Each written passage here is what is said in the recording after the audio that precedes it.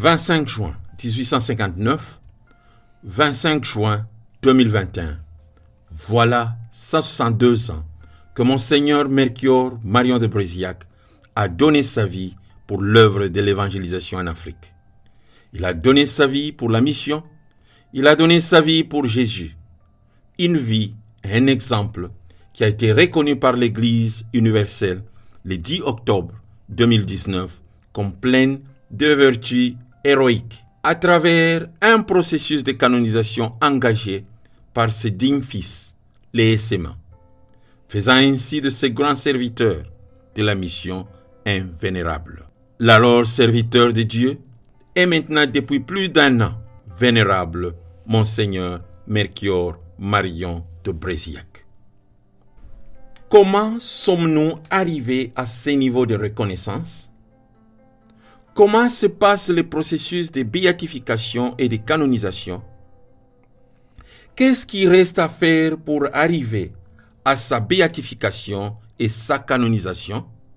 Restez avec nous pour en savoir plus.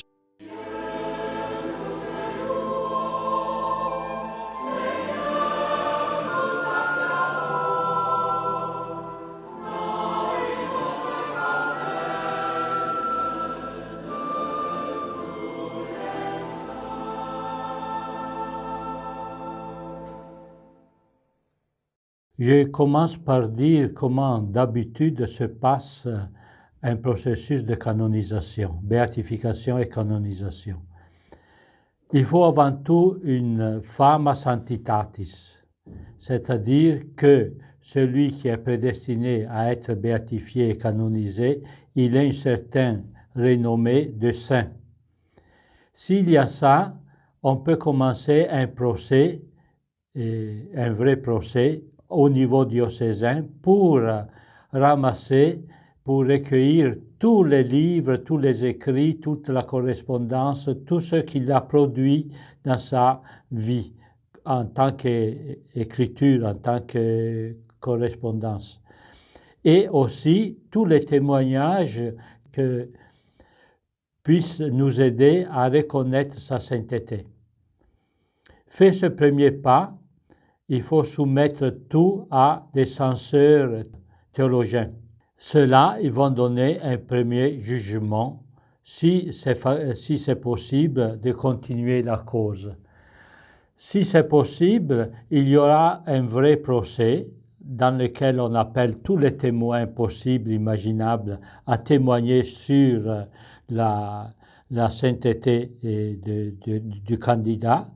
Et après cela, l'évêque ou notre supérieur général pour Monseigneur de Marion Bréziac passera tout le matériel recueilli, la copia publica comme on dit, à la congrégation des saints qui commence un deuxième procès au niveau de l'Église catholique à Rome.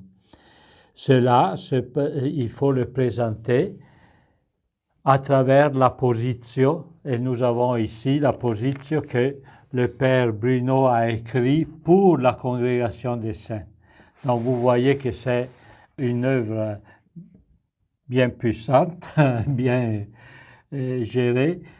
C'est une thèse pratiquement dans laquelle on doit montrer qu'il a été saint, qu'il a vécu la foi, la charité et l'espérance d'une manière héroïque et avec cela toutes les vertus liées à la foi, à la charité et à l'espérance.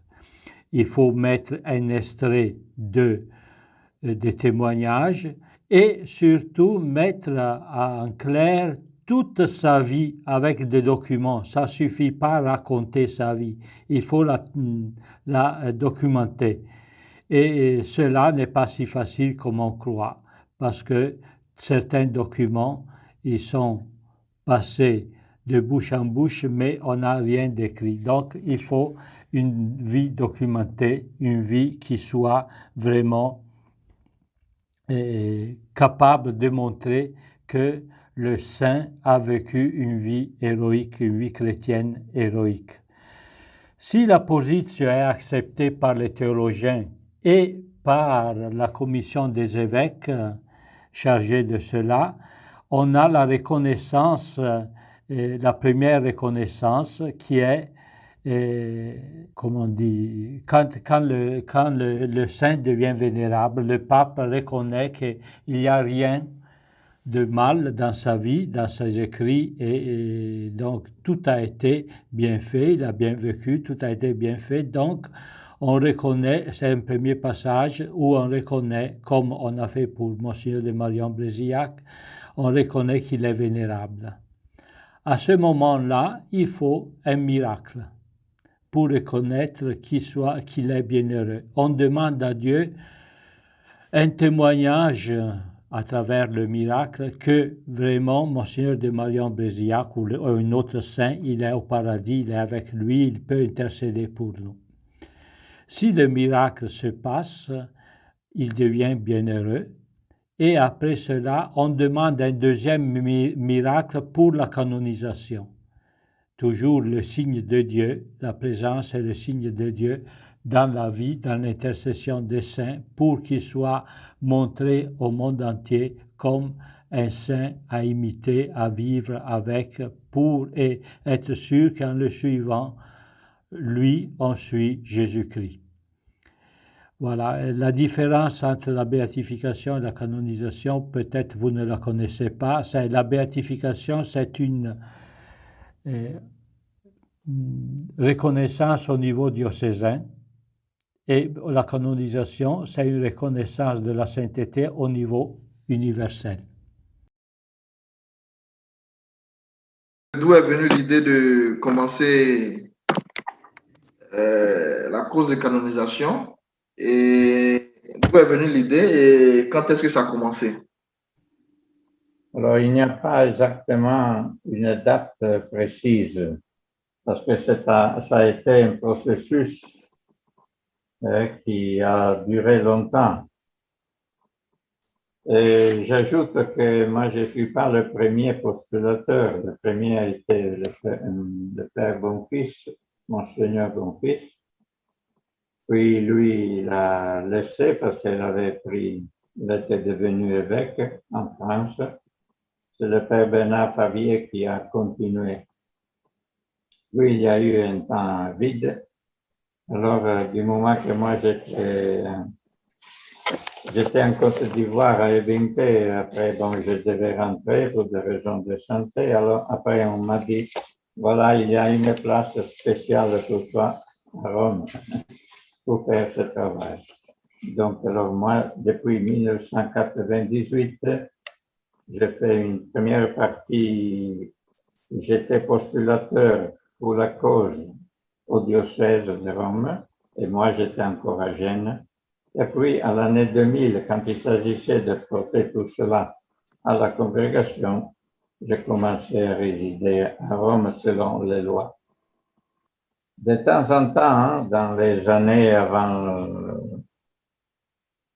la guerre, avant 1860, de temps en temps, il y avait quelques autorités dans l'ESMA ou quelques pères qui écrivaient, qui demandaient si on ne devait pas faire cette cause. Un supérieur général aussi, le père Stephen Harrington avait demandé, mais après il avait demandé conseil. Après, au Vatican, on lui avait dit que bon, c'est trop lourd, c'est une grande dépense, c'était un peu découragé. Bon, on est arrivé donc en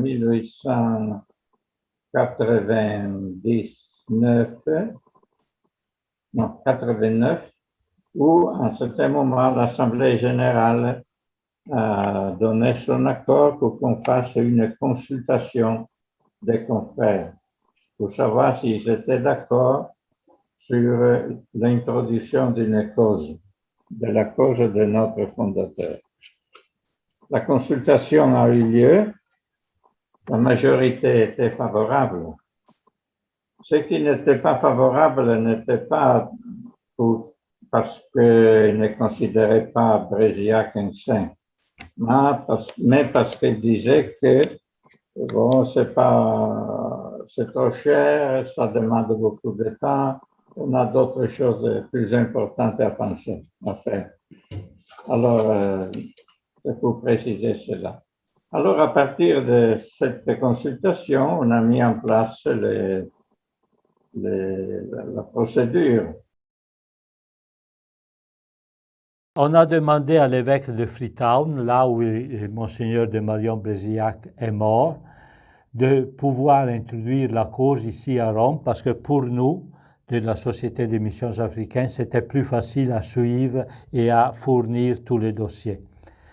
L'évêque nous a délégué, nous a donné le pouvoir, ainsi que le supérieur général Harrington a introduit la cause ici à Rome, où il y a eu le procès diocésain. Comme je vous disais, il a ramassé le père Bruno, le père Bernard Favier, le père Bruno ont recueilli tout le matériel de Monseigneur, tous les écrits de Monseigneur de Marion-Brézillac et tous les témoignages. Dans les années 90, cela est passé à la Congrégation des Saints, qui a soutenu, a revu le processus diocésain. Il a fait un autre processus dans lequel il y a eu des difficultés. Par exemple, on n'avait pas clarifié assez pourquoi Monseigneur de Marion-Brézillac a quitté l'Inde, pourquoi le problème des castes lui a fait si grande difficulté et les autres évêques, au contraire, ont continué leur mission en Inde. Le père Bruno a dû rechercher encore et répondre d'une manière correcte, honnête et précise à cette contestation des théologiens, des historiens, pour pouvoir continuer la cause de Monseigneur de Marion-Brézillac. Fait cela, il a préparé toute la position de manière que les théologiens puissent donner leur avis. Il a donné la position et seulement le 10 octobre 2019 a été soumise aux théologiens pour qu'il soit reconnu, pour que la vie de Monseigneur de Marion-Brézillac soit reconnue comme une vie héroïque, comme je vous disais, dans la vie de foi, de charité et d'espérance. Les théologiens, à ce jour, le 10 octobre, ont reconnu à l'unanimité que vraiment Monseigneur de Marion-Brézillac a vécu cela d'une manière parfaite. Nous attendons maintenant, je suis en train de suivre l'imprimerie de cette Relatio Vota des théologiens pour qu'en octobre ou novembre prochain, elle puisse passer cette cause, notre cause puisse passer au niveau des évêques et des cardinaux pour avoir aussi leur avis. Et après, je vous invite encore une fois à prier pour demander un miracle par l'intercession de Monseigneur de Marion-Brézillac pour qu'on puisse continuer et arriver à la béatification et après à la canonisation. Pour être précis, encore un travail du père Bruno Semplicio, qui, quand il a su que le pape François avait aussi admis comme cause de canonisation le don de sa vie, il a préparé un petit travail sur Monseigneur de Marion-Brézillac et ses premiers compagnons qui ont donné leur vie pour l'évangile, pour le royaume de Dieu, pour la prédication, l'évangélisation. Mais jusqu'à maintenant, on n'a pas eu besoin d'utiliser ce document parce que les choses se passent assez bien et assez rapidement. Mais il est toujours là. Un jour, on pourra l'utiliser pour montrer que vraiment, il a donné sa vie, toute sa vie, pour l'évangélisation de l'Inde et après de l'Afrique, en offrant, en donnant sa vie. Et nous savons, comme toute vie donnée, elle a porté du fruit. Nous sommes là depuis un siècle et demi pour continuer son œuvre et pour donner nous aussi notre vie pour l'évangélisation en Afrique. Et pour le moment, vous êtes sur quel projet par rapport à la cause de canonisation de Monseigneur Brézillac? Je suis en train de suivre, comme je vous disais, de suivre la publication des vœux, des relatio et de vota congressus peculiaris super virtutibus des théologiens pour arriver à imprimer et suivre et introduire ce volume aux cardinaux et aux évêques. Ça, c'est le prochain passage. Fais cela, on attend le miracle, c'est tout. Si tous les évêques et tous les cardinaux disent oui, nous sommes d'accord qu'il est vraiment digne d'être saint, donc il faut attendre le miracle. Quand le miracle sera là, il faut faire une autre position, bien plus petite que ça, sur le miracle. Montrer comment on a prié, montrer comment s'est passé le miracle, montrer comment ce miracle n'a pas d'explication humaine, terrestre, mais ça vient directement du ciel. Et simplement, si on veut continuer l'œuvre de Monseigneur de Marion Brezilhac, il faut vraiment qu'on s'engage à prier et à demander ce miracle, parce qu'au contraire, il va rester vénérable pendant toute notre longue histoire et on n'aura pas la joie de voir sa béatification et sa canonisation. On a préparé des chapelets, on a préparé une nouvelle prière, on préparera encore quelque chose et tout ça pour que nos confrères, mais aussi nos amis puissent prier. Et le miracle, je crois très bien que le miracle, c'est le fruit de nos prières.